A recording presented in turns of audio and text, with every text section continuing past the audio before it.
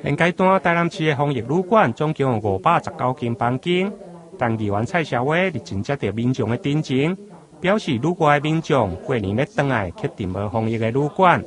担心愈接近农历春节，到时台南市的防疫旅馆数量恐惊会无够。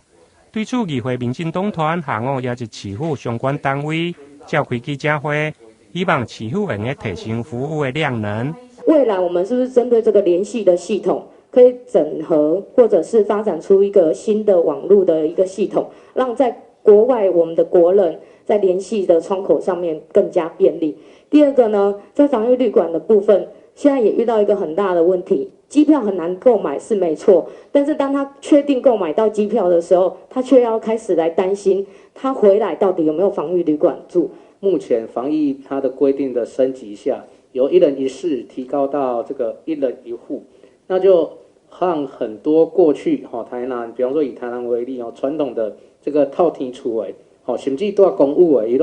他就没有办法达到相关的一个需求，所以他面临到未来在下个月的返乡潮来临之下，那我们会面临到防疫旅馆相当严重的一个不足的情况。防疫旅馆的需求现在已经是不够，现在已经不够。那我们又比较担心的是，我们台南市虽然说观光旅馆很多，我们也存在非常多的民宿，可是民宿它贴近住宅区，所以很多的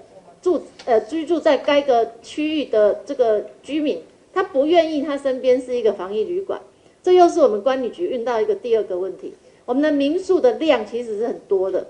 但是大部分他们不愿意来做防疫旅馆，因为他们太贴近人民居住的生活环境，他们很怕造成爆发这个社区感染。对此，市府观光旅游局甲卫生局回应，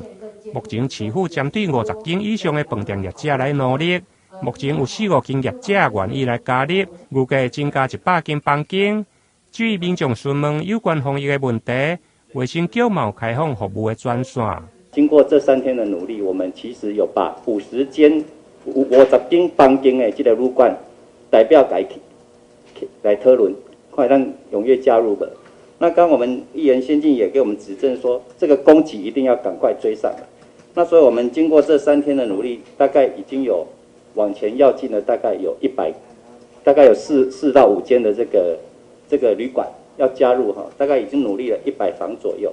那个专线的话是2880-180的话它是24小时服务，但是刚刚我们的邱大哥有讲说，这个点位加拍爬那在这边我们要讲一下因为这个虽然是专线只有2880-180的话，它总共是有4线。那4线如果是满线的时候的话我们后面是疾管科全部的那个同仁大概有15个人大概就是有20支电话是会自己跳号，我们会去接的。因为中央疫情指挥中心的升级管控，外国籍目前暂缓入境以外，本国籍的对1月15起回来台湾，除了要提供阴性的证明，并且加强升级版的居家检疫，全部进入防疫旅馆或者是集中来检疫。而过去居家检疫1人1间房间，嘛提升到1人1户，